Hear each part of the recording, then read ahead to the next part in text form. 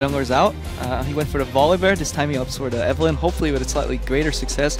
But I like it. He has to tap into what the Fisher called, you know, the tier 2 or the tier 1.5 of junglers. And I think Evelynn is good because it's good against unorganized teams because one, they're not used to playing against it, and it's really hard to play against it because a good Evelynn, guys, she wants to flank. She wants to basically use her invisibility to get into positions where you don't expect the jungler to be, and then start the fight with an AoE ultimate and start flanking. If she catches the Ashe out and Origin can like pile on that with a Rumble ulti or an Alistar flank in addition to it, that's gonna get messy then. So Giants will have to really ward their flanks, find pink wards on their flanks, and then deep ward with wards in the enemy jungle to somehow spot that Evelynn. Because if you don't see her, she can start a snowball on the bot lane, for example. She can start a snowball on the top lane. Rumble can get out of control. A lot of options here for Origin to snowball, but if it comes to team fighting, Sejuani can be very destructive. She can be destructive and she can be useless depending on how well you land those ultimates. There are your teams. Godfred's first time on the big stage. Neil's first time since qualifying for the LCS on the big stage.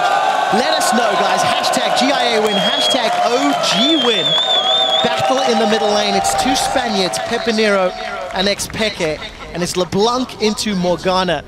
It's going to be an interesting one to keep our eyes on. Relatively squishy targets still on the side of Origin. The only tank that you could say like this guy is actually tanky is Miffy on Alistar, and like that ulti will eventually wear off. So we'll see if Pepinero finds some of these juicy targets that he really likes. But I think Peke he's smart of a mid laner. He's seen so many metagames come and go. He should be able to hold his own in mid lane. Well, if nothing else, OG have come out the gates with, I don't want to say a surprise because it's not really a surprise, but a little unexpected in terms of their team composition. One would almost say a hidden pick.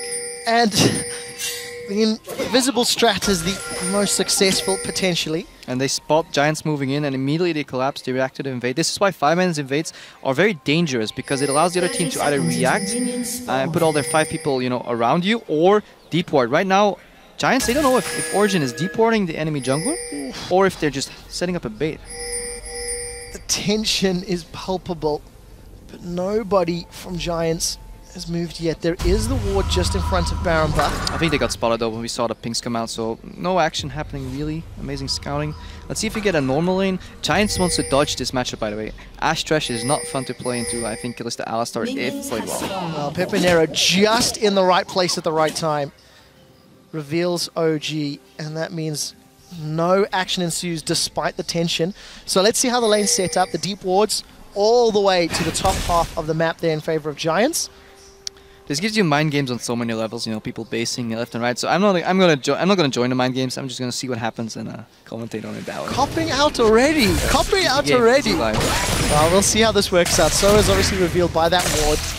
Giants with a little bit more information to work with. It looks like they're not actually going to be opting themselves into the lane swap. No, Soaz was headed up top. Now, playing this lane out from level 1, Kalista Alistar is a lot weaker than Ashe Thresh, so Ashe is pretty much a poke champion, so she can definitely, like, they want to try and poke out, use a double range to get them out of the lane, but we'll watch that later. At the moment, we're watching Pepinero put some pressure on Peke, but a good binding. Yeah, well, good prediction. Expecting that distortion. Ends up being a relatively even trade, but no flask here for Pepe in the middle lane. Maybe expecting a little bit of a safer lane. The last time I saw this matchup played, actually, Morgana started pool, I think it was in China, and immediately pushed into LeBlanc, and second level skill Black Shield, and just kept pushing him over and over and over, not giving him the freedom to actually poke back. Then you don't require to land those counter bindings, right? You just play push. The Peke feels safer getting pushed in, and he relies on his skill shot accuracy to play the matchup that way. Let's see if he has that for him. Well, 1 for 1 so far. Off to a good start, as we do see Amazing go a little low in his jungle. Got a full clear, and we'll just see where he puts his priority on ganks. Death sentence just wide of Miffy, and it is currently Niels and Miffy that are being pushed in by RG and Godfred. So if you see the bot lane in that state, you don't even have to watch the game to know what happened. Giants push, but they over push. They can't really deny too much CS. You know, Niels is about 2 or 3 CS down, but he's comfortable in that. He has double range with a melee support that has sustain. He's fine farming under his tower. Ashe Thresh will try to poke, but they won't do much. You know, they will never get a kill. Even on a hook, they can't kill because, you know, there's not enough distance in lane to chase. So they're comfortably pushed in bottom. Peke is now starting to counter push, but all the lanes are relatively safe, and Sejuani is not an early game jungler, so this gives Origin the freedom to play around with this Evelynn and see if they can land the ganks. Well, we did see Amazing slowly move his way towards that bottom lane. Decides to hop into the jungle and grab the Grump, and we also caught a quick glimpse of Werlib and Soaz up top, just trading and CSing as effectively as they can. Werlib starting with that longsword and potion, so a little different to what we saw out of Huni in the previous game, who went full tank. Let's see if Werlib decides to go for that Black Cleaver build, which I mentioned we have seen a few different times. Yeah, he just wants to use his range advantage to poke out Soaz out of lane. Soaz opting for a Thorn Shield here, basically reducing those repetitive auto attacks. Meanwhile, Fredric's farming up a Storm, and I think that's what you should do on Sejuani, unless you can find a nice opening, a nice gank path. But it's really hard to do that against pushed in bot lane, pushed in top lane. In the mid lane, Morgana is super safe, so that's not really going to be an option. So Frederic opts to go for the quick level 6 and start snowballing there. I think that's the right choice. Amazing hover around bottom for a while, you know, potential counter gank. He realized nothing was going on. Frederic is trying to like go into the lane right now. Because the wave went into the tower, it's what they call bouncing back. Right now the wave's coming back, and now Frederic he snuck into that bottom brush, and we'll see Miffy potentially ward it, but they should be careful. Oh, the death sentence as a bait. Frederic may find himself a battle cow. He's caught Miffy out, the slow is out, the flail is swinging, he gets the knockup, but there's no support from Godred or Adri. I think he was too nervous there. He should have waited, held on to that, but they're going on a top lane counter gank. And nothing's happening. Alright. I think Amazing forgot about the hop. Actually put himself in a perfect position to let Werlib get out clean. Nah, it happens. It's some pressure at least. But yeah, I really like the gank timing from Frederic there, but I think Godfrey was just a little nervous. He could have hit him for that rush, and Miffy would have had to face it, else Niels would have been zoned out of CS, you know. So if they held on a little more, they could have definitely blown a summoner there on Miffy and came back for the return gank pre-6. But nothing happened. No point dwelling in the past. Let's see what's going on in the mid lane. Well, 5 minutes on the clock. Even on gold, even on CS. Small advantage in favor of Soaz, but that's evened out by a minute advantage to Adri. And I think a lot of psychological threat from the fact that you don't know where Amazing is. Yep. Giants do not seem to be over-pushing. They seem to be respecting the potential of a counter gank. I'd wager this gank's not going to work, but you know, Miffy wants to ward it. He'll probably put the ward on the edge of the brush, if any. Like, the waves is just too bad of a spot to get the gank ward. There's not enough distance to make it make it. Well, the gank isn't going to be needed when a death sentence connects, and this time round, Godfred connects. Miffy interrupts the knockback with a pulverize, but is forced to flash to safety. And this is why I like Miffy as a player a lot. He's not afraid to take skill shots for his AD carry. You saw that hook hit because Miffy wanted it to hit. Immediate play follow-up, that leaves there's one more CC left, and it's a knockup from Sejuani. He tanks that, flashes out. You know, he knows he's going to have to blow a summoner anyways to get out of the game, and that's fine. As long as the flash and the heal stay up on Kalista, once they hit level 6, Kalista gets another flash for Miffy. You know, that ultimate is so vital. Miffy can start playing aggressive again later and just get pulled out every time he goes low, and if he goes low anyways, can pop his ulti. So really good flash usage. You know, you want to choose AD carry or support, definitely on the support there. He tanked that hook. They survived, and yeah, we're waiting for level 6 now. I remember from our times on the analyst desk together, the amount of times I heard Crappo saying a respect flash. A respect flash. Do not put yourself in a position where you disrespect your opponents. That longsword from Werlib was completed into the Hex Drinker against all of the AP threats. And both of the AD carries after an extended standard laning phase are getting closer to that BF sword threshold. Yeah, exactly. If you're new to watching bot lane, 55 CS on a good CS level just means a BF sword and maybe 1 or 2 potions. So both of them are looking to back. We'll see who gets the most ideal push. Very often, if you get an ideal base timing, that will get snowballed into a dragon maybe. Maybe we see Origin here picking up a dragon later, but for now, like, not much is going to happen. They might go for the full BF pickaxe on the Ashe. That's actually more advantageous because Kalista wants to build slightly differently. So the BF pickaxe timing might even be better. Both of these teams showing their opponents a lot of respect. We've not seen any real attempts there. I didn't see it, but the crowd just went, ooh. Yeah, Frederic grabbed the blue buff. The blue buff, and that's really vital. If your main carry is Pepinero on LeBlanc, no blue buff is going to make it rough. Amazing is looking for a flank. I think he's going to find it. There's no Crystal Arrow yet from Adri, but before that's happening, Soaz is up top. He's overheated, throws down the Equalizer. Werlib forced to hop away. If we look back at the bottom lane, Amazing, he's still looking for the engage. We saw LeBlanc go to the blue buff. Amazing should not be scared. He knows that blue buff just got handed off, but Pepinero came back without the blue buff. That might be confusing Amazing right here, because usually if you see middle laner with blue buff, indicates that jungler just handed it off. He's not bottom for the counter gang. I think Amazing should have went there. Well, he held on. Playing it safe, playing it steady. We're still even. It was a mind game from Giants all along, you know. They didn't want to show that blue buff because they knew they would die on bottom. Giants have evolved as a team. Oh, I don't know. That's a bold, bold claim, Cotton. We'll see how it works out.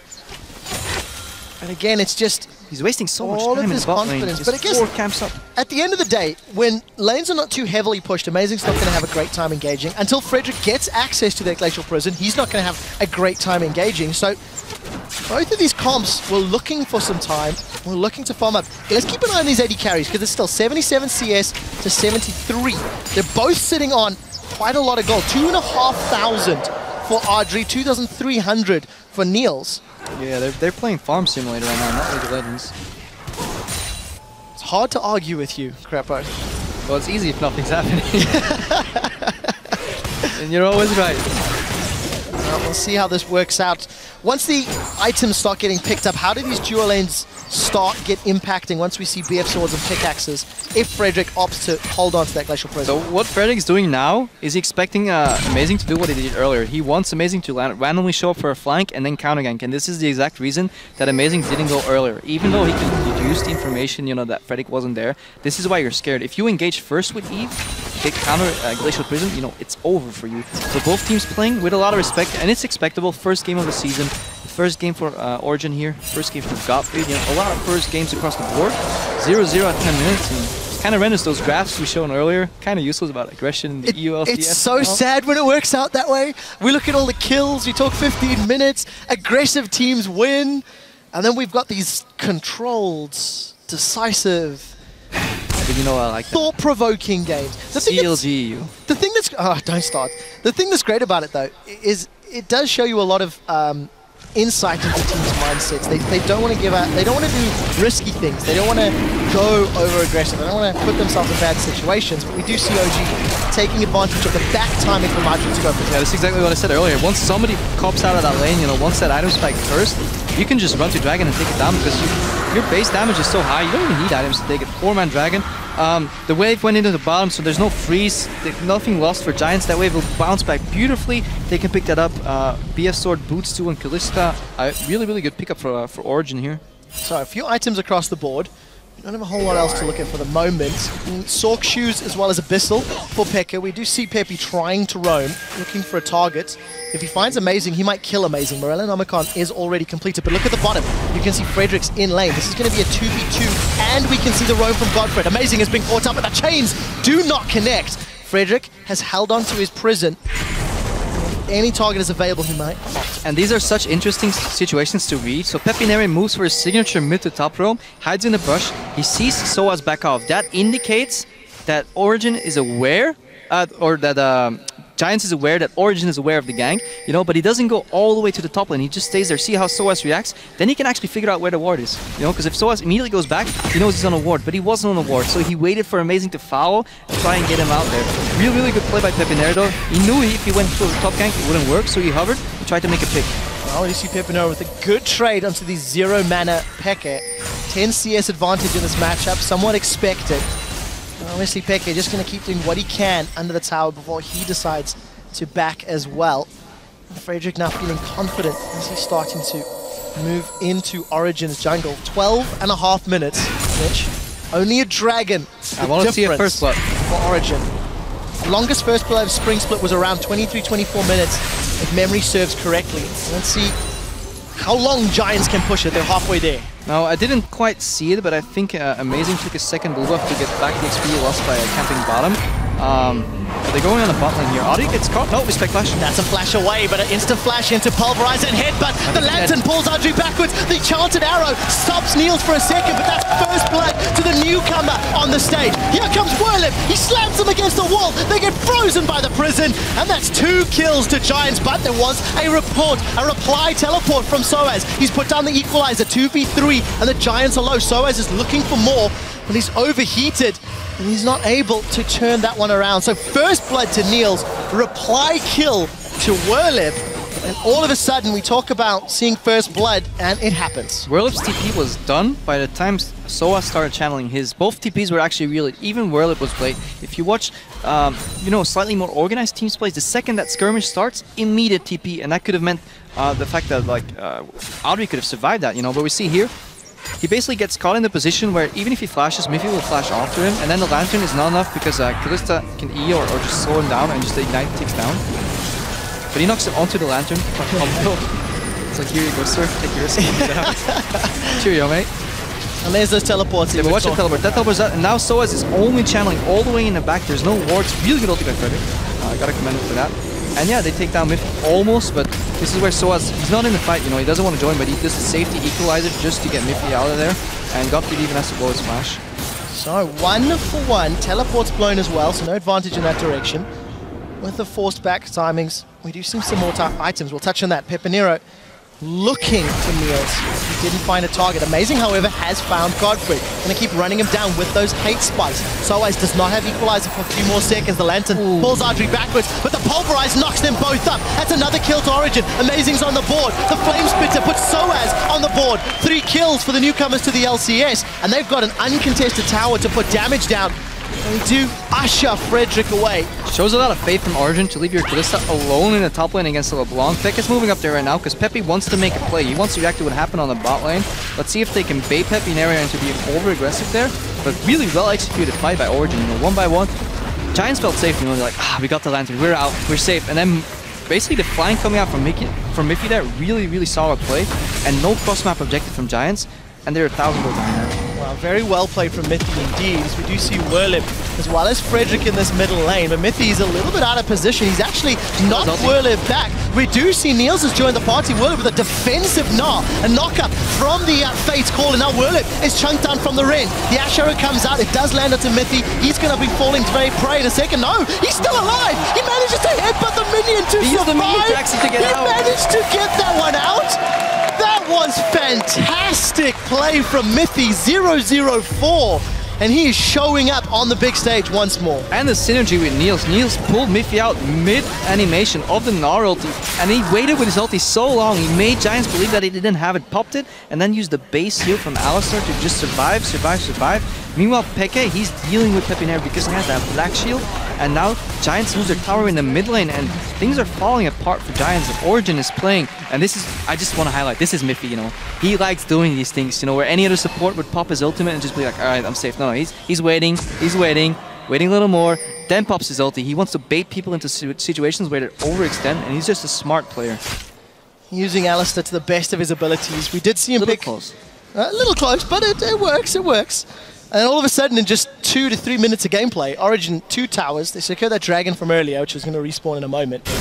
2,500 gold lead, and it's Origin almost punishing Giants' play in that mid lane and catching them out of position. They were comfortable waiting for mistakes, and the beauty of this is, like, yes, they have 2 towers, but they gave none away. They have 4 kills, they only gave 1 away, and they have 1 dragon, and they gave none away. They're playing really secure League of Legends. They lose their top tower now, it's bound to happen eventually, but trade for dragon. Yeah, again, you know, they're playing an objective-based gameplay against a team that is notorious for going for a lot of picks and a lot of kills, you know.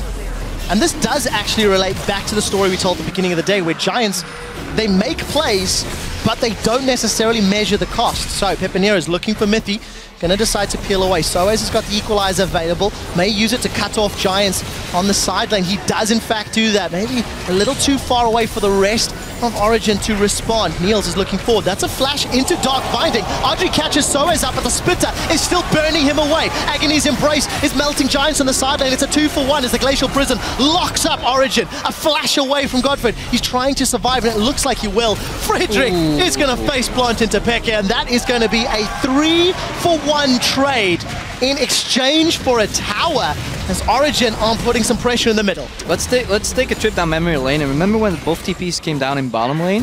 Both of them were still on cooldown. Soaz's was on cooldown. That means Whirlip's TP was also on cooldown, and that prompted the hyper aggression from Origin here, and the little bit of what they call the wonky equalizer, you know, yeah, it didn't quite hit.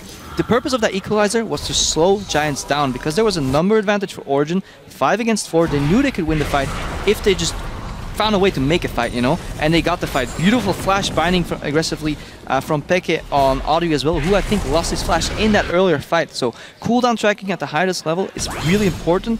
They had about 10 seconds left on the teleport. They went for the play. Whirlip, yeah, he got a tier 2 tower, but Origin, they picked up 3 kills, and I believe another tower too. So they're trading objectives and kills in their favor. Trading towers indeed. The top inner for the middle inner, respectively, for the 2. Giants do look like they secure 1 more, as Origin unable to get themselves back into lane.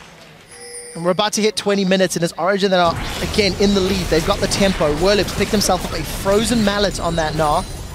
We did see the Morellonomicon completed by Peke. Bloodthirster here for Neil. So a few big item spikes as we start to move into this roaming mid-game portion of the match. Yeah, and the items tell the story for Origin. mFire picks up the Distortion Boots, he wants more flashes, he picks up a Kindle Gem, CDR, because that is why Alistar is such a good support, because he has the liberty to build whatever he wants, because his ulti basically means I will survive this fight for 7 seconds, and I want to do as much as I can in that fight. If you want the Righteous Glory, you can build that for the hyper engaged. If you want more cooldown for more knockups, you can build that. Distortion Boots for more flashes. You have the liberty to be creative in your build, because your ulti will always work in your favor, and that's why he's really good, especially paired with Kalista. Once your ultimate wears off, your Q's on cooldown, you have no more use in the fight, you get pulled out, go back in, knock up chain, and then you've done your job as a support. Well, Crepo, both teams have opted to give their opponents one side of the map. We did see Giants pushing bottom, but they've relegated Pepinero to the solo pushing. Looks like he will get the tower, but at the cost of 2 in the top lane. And Origin were able to get both the top, or rather the inner turret here as well. Almost managed to defend from Yeah, but they're setting up a diver now, you know, they're fine with LeBlanc's solo split pushing bottom. They don't care because they can win the fight 45. They're luring out Giants, and it might even turn on them later. Well, the Ash Arrow flies through, it lands onto Niels. That's the target they want. mFire is thrown to the side. Niels is gnawed up against the wall. Summoner Heal forced to blow, but we did see that Whirlib was taking that lantern out to safety. The box has been used to peel away, and Giants threw everything in the kitchen sink at Niels, and they are unable to secure that kill. Impressive that Giants walked away there unscathed, because I think Origin could have punished that with a flank, but maybe they just held back a little bit just to make sure they didn't die. But yeah, that's the risk, right? When LeBlanc's solo pushing bottom and she's your main damage in these fights and you overextend, you're very prone to flanks, especially when your AD carry is 0-3, you know, only Infinity Edge and its heal. You can lose these fights very quickly, especially when Soaz puts on an RBQ. Well, those 2 inner turrets have dropped very, very low. Pepinero has now been matched by Soaz's Rumble. And Frederick's got a couple of those Kalista Spears available for rend. Eventually, Origin secure their 5th tower of the game, extend that gold lead ever so slightly further, and Giants are looking for a way. The thing is, they've got so much engage. Ashe, Sejuani, Thresh, there's ways to get targets. Giants are just not in the right place at the right time. The problem at this point in the game, if you have to use your engage from far to start a fight, you don't have it anymore for the fight itself, right? And these fights will last long enough for Origin to come up on top anyways. If you long range engage with Arrow and with Sejuani ulti, by the time you've closed the gap, the CC is gone and you can't use it in the fight to lock the enemies down. By that time, Origin has more damage, more HP, more black shields, more Kalista ultimates, and they will just kill you. So you kind of have to catch them off guard. And this is why Origin is winning this game, because they're pacing really well, really slowly. They don't care. This can go on for 5 more minutes, because you don't always have to watch the gold. You have to watch the pressure. And Origin has all the pressure in this game. Eventually, they can step back into the darkness and bait a Baron. And if they don't bait it, they can just do it. And then they can close out the game that way. And something I do want to highlight that Stress had actually said on the analyst desk when he was talking about Origin rather, in the Challenger series. That's your job. Is the fact, I haven't done it 20 minutes, it just clicked. Is the fact that Peke had actually changed his style. He was sort of one of the primary carries of Fnatic last year. You can see it on this Morgana, it's not really the I win you the fight by going in and blowing people up. It's reactive, it's defensive, and he's relying on Soaz and Niels to help carry, to get the damage done, protecting them and peeling if and where necessary. Yeah, and if there's any game to do this, it's this one, right? Stylistically speaking, Giants gets carried by Pepinero, you know, and then they just build to shut him down. If he's not doing anything, he is 1-1-0 right now, and Peke, he's having the time of his life. Well, let's take a look. I'm expecting an arrow here from Audrey. This one flies out. It does connect onto mFire as he re-emerges from Fate's Call. Soaz is knocked backwards, stunned up by Whirlib. Now we see mFire finally forced to flash away. They've dropped Whirlib's Gnar, and Peke is flashing forward with the Soul Shackles. The Rend plus one more spear is enough to get a kill, and Niels almost dropped by Pepinero, but almost is simply not enough. Amazing runs him down, and that's 3 kills for 0, and the potential of another dragon. Scratch that, they want Baron. And this is the difference between solo queue and LCS. You're in a choke point, you're running away, you see that Sejuani storming at you, Ashe launches her arrow, it's about to hit you in the face.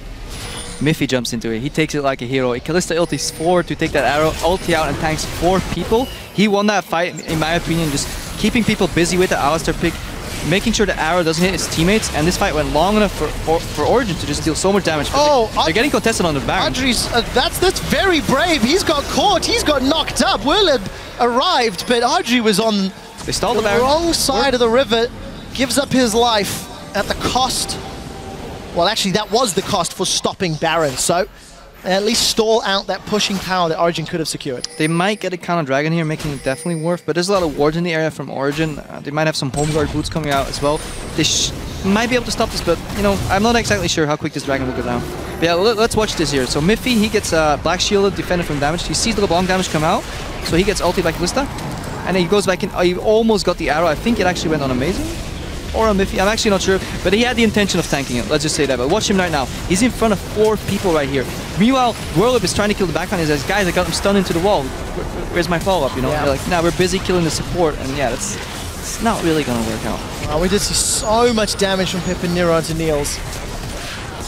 Like we said, just unable to find the target. We did see in the picture-in-picture, while that was going on, Dragon was in fact secured by Giants, so at least they've got themselves those bonus statistics as the game scales and becomes a lot more relevant, and reducing or delaying the threat of that 5-2. I really like the way Niels uses Kalista ulti as well. He basically waits until an animation is done, you know? He waits until damage from LeBlanc is on the way, he waits until the ulti from Gnar is cast, and then pulls mFire out, you know? He makes them use abilities on his support, but then pulls them out before the damage gets applied, keeping him nice and healthy, and allowing him to get a really beneficial ulti timing. And it's these little subtle things that make the difference between a great player and an LCS level player.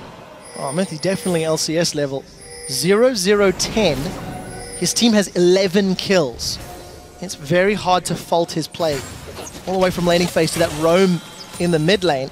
On the side of Giants, it did change to Godfred on this Thresh, but I'm not really seeing those lanterns or death sentences be massively effective yet. It's really hard against this lineup to do though, especially once you have more attention focused around your bot lane with the scaling AD carry. It's rough, but OG is looking for a fight. We'll see if they can find it. The initiation, I think, somewhat favors Giants. However, Origin can definitely surprise with the Evelyn, with the equalizer.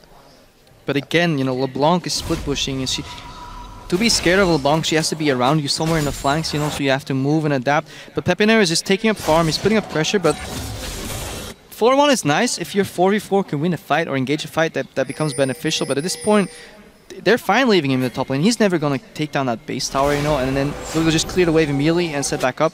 And we have the Scuttle Trap for Baron, we being Origin in this point of view, obviously. So they're fine sticking in the mid lane. They're not really threatened by the LeBlanc split push, because they'll just dive mid and look for a fight and then translate it into a Baron. We'll see if Origin can secure it, whether or not Giants will be able to interrupt it a second time round. A little while ago, you'd mentioned Adri was sitting on that Infinity Edge and Zeal. Still really only sitting on that with the Agility Cloak to back it up. Still working his way towards that Phantom Dancer, whereas Niels, with Bloodthirster, Hurricane, and the QSS, super important against that hard CC from Giants. This is a scary point. The wave went in, SOAS wants to push it, but they have no idea where LeBlanc is. She could flank, and this could be good. Well, let's see if they can. Niels has already used the QSS. Heal now pop. Flash is still available. Pepinero has found him. Giants have got one of the main damage dealers away from the fight, but they do lose their support. Now Amazing is the next to fall, and Frederick, he manages to survive from the equalizer. mFire knocks him back, delays, tries to keep himself alive a little while longer, but it's Giants that find 3 kills, and all of a sudden close that gold gap. They were 5k gold down, they're now 3k gold, and they get a massive, massive swing in control and tempo. Fantastic game read by Giants here. You know, they pushed in the top wave, waited for somebody to defend it, and Pepinero finally was in the dark. He finally was in the flank, and they immediately, no hesitation, start a fight. Origin should not be at Baron when in between you and your top laner is a LeBlanc. This is way too greedy, way too dangerous. Just War of the Wild and get out. But look at this, Frederick comes over the wall, double man ulti, you know, Whirlwhip is stacking up his rage bar. TP from SOAS comes, but it's too little too late because LeBlanc is flanking, and once the AD carry is down, she has so much damage. Adri is, for once in these fights, not caught. He's dishing out damage. Godfried sacrifices his life to trade for the jungler, and really good fight from Giants. Impressive indeed for Giants. It's giving them a little breath of hope. It felt like Origin was strangling them out of the map inch by inch, with only Pepinero trying to hold on for dear life. But now all of a sudden, we do see Phantom Dancer, Vamp Scepter picked up, Randian's Omen for Whirlwhip. It's a lot of armor and HP against actually, I consider, quite a lot of ability power damage. We'll see how we can make that work. Over on the other side, Hourglass with SOAS for a little while. No big item points are picked up. No reaction push from Origin in the mid lane, so Giants is switching things up right now. Instead of sending Pepinero solo right now, they're basically butting up with him, going for the 5-man. They haven't done that in a while, so this might catch Origin off guard. And they're kind of afraid to 5-man push in middle here because they're doing a 1-3-1, and with people in your back, it's really dangerous to push in forward with the the 3-man squad. Whirlip still has TP, so he's keeping them busy. So I like the map movement from Giant because they're securing the Baron area, and there's not enough pressure on the bot lane for Giants to be pressured back to bot. So if they can force a bait right now, it could be good. Otherwise, they'll have to pick up that bot lane, wave again, push that out, wait for the pressure. So that's again 2 minutes from now. They can start doing the same thing. Now they'll have to fix their bot lane. We're in for another very, very important game of guess the right direction. Yeah, it's a chain of events, right? You move somebody to bot, that opens like a gap for the other team to walk in the top side. It's cross-map objectives. This is all what League of Legends is about, and wave control right now. So you see Pepinero ping. He's doing the mirror of what he did earlier on top lane. He's going to do it on bot lane right now. The problem is he can't flank in the back to get to the team around Baron right now. He's all the way at the other side of the map. This makes it a lot trickier, and it could prompt a Baron rush from Origin in full vision to basically bait Giants into a fight they can't win, but they have to take it anyways because they don't want to lose the Baron.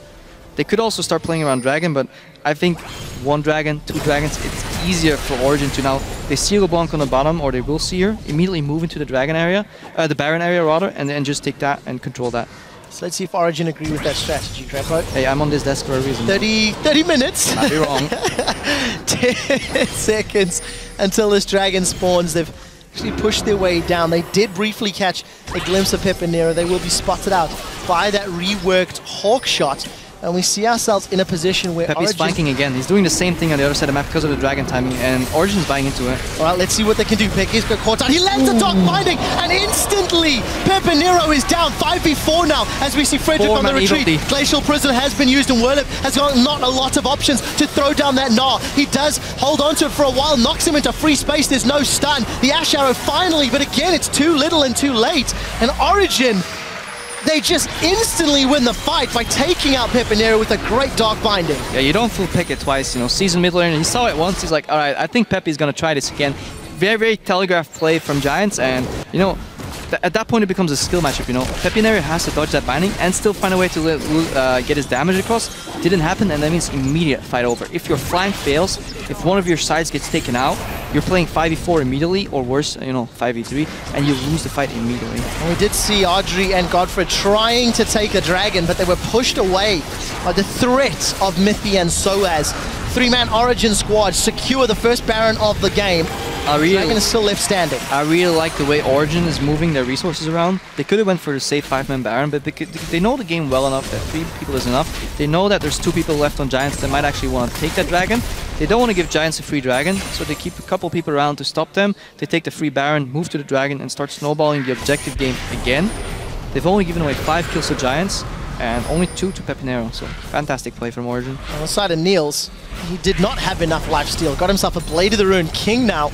Even more attack speed, even more tank sustain, if you like, to keep himself up to these fights. So Dragon is up. Look at the positioning from Giants. They do not have Peppy. He's up in the top lane. Audrey was bottom, but he's made his way up to the jungle, and Giants, I think, wisely back away. Do not overcommit without the primary damage dealer being so far away. It's one big deja vu, right? Just Pepinero split pushing over and over, and his team basically just watching him almost, you know, sitting in the mid lane, sitting on the bot lane, hovering around a tier 2. You know, they pull the trigger when they have a flank, but Origin now knows about that game plan. No versatility, they're down 5,000 gold, Baron buff.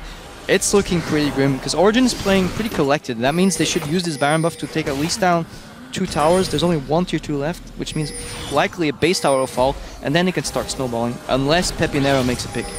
Well, let's see whether or not he can find a target. Distortion's up, and then pop the Black Shield from Peke with all that MR as well. And we did see Peke surviving the trade. So, Baron empowered minions on the bottom lane. Mithy going to get caught by those ethereal chains. Is Amazing is looking to set up a flank. Soaz has put on a very early equalizer. This could be just distraction while they secure the tower. 3 members of Origin flowing forward. The Glacial Prison does absolutely nothing. Niels is able to scare away Frederick as he flashes over the wall. So tower secured, and a lot of initiation tools all used. No box, no arrow, no prison, no Gnar ultimate, and Origin can set up on the inhibitor turrets. Yeah, in addition, the Giants members are low, so even if a fight breaks out, they're likely to just die in this fight. But they don't want to give up this inhibitor because it's snowball the game. But they have no choice. Audrey gets bound. Oh, he hasn't managed to get taken out just yet. Mithy gets pulled backwards once again by Niels, pulling the Fate's Call button. They're onto the inhibitor. Whirlip gets knocked up. Mega Gnar is getting close to popping, but he's already used the active portion of it. And Origin just executes the tower push fantastically. The only cost was Soaz's life, but they got super minions in the bottom lane and pushed Giants all the way away. And this is the exact reason that the casters always harp on the fact that tier 2 towers are likely to be lost in a Baron scenario. You just don't have the time or the space to defend them because those Baron creeps are so tough to deal with. At the same time, you're so vulnerable to flanks. On your left side on that bottom tier 2, you don't have a wall protecting you like you do in your base, right? And basically it just invites Eve to flank, the equalizer comes down, and at that point, Giants using their engage tools as disengage. And once you're forced to do that, you're very likely to start losing that fight. And they did. And they did indeed. Well, let's take a quick look again at those items. I like to keep an eye on Audrey because on that sort of scaling ADC, we're 35 minutes in, still looking to complete his third item. He's too far behind the curve, you know. Like, what do you do in this situation? You can't fault him for it at this point. You know, he wants more damage, doesn't have he wants more life still to stay alive, but then he doesn't have a Lost Whisper. He wants more gold, but he's not gonna get it at this point. He's basically choked out of gold. Pepinera's taken up all the farm, but Peck has Black Shields. You saw it. 200 HP maybe he lost with a Black Shield on a combo from LeBlanc. It's looking pretty grim. Well, we'll see whether or not Giants can dig deep enough. Super minions down at the bottom. No Baron, but I don't know if Origin even need it. They connect with the Dark Binding onto Frederick. Glacial Prison is available, but they're not stacking up just yet. There goes Pepinera from the side lane, unable to get his burst down onto a target. Right, Godfred connects with the Death Sentence and nobody follows it up. Mega Gnar is available, Flash is not. Willib's got a lot of distance to cover. He's unable to do it. Keep an eye on your mini-map. Super minions now just breaching the walls of Giants' base, and Origin may want to play around that. If there's no one to deal with them, Origin may be able to get on the next inhib turret. Yeah, you might be sitting at home saying, Origin, why don't you fight? You're ahead, you could win that fight. They don't want to because they can just wait for someone to defend that bottom tower, break open the fight, poke Ashe out here, and now Giants is in trouble because there's 400, 500 HP maybe left on that tower. They can burn that tower down and then start a fight without having to worry about the tower damage. At the same time, minions are piling in on bottom every wave, super creeps. Amazing's looking out for the LeBlanc flank. Well, we do see Pepinera lands right in his head. Mithy flashes forward, gets the knock-up, headbutts him backwards. Amazing may go down. The Ignite is burning. We did see the inhibitor turret falling. Amazing was killed by Ignite, but Godfred is traded in return. Ashe Arrow connects there onto Niels, but it simply does not matter. Frederick is killed on the front line as another inhibitor now falls. Origin have taken out super minions, inhibitors in the top and the bottom lane. 3 members of Giants are down for another 30 seconds, and they're committing to the Nexus turrets. This is going to be the final push. Yeah, good resource management while there from Origin. They basically know that they can put 2 people on Peppy and still win the remaining fight 3v4 because they're so far ahead. Nice fight, clean execution, only 7 kills, 8 now away, but they're getting the Nexus and they're taking a first game in the European LCS. Origin are on the board, taking down Giants in 37 minutes.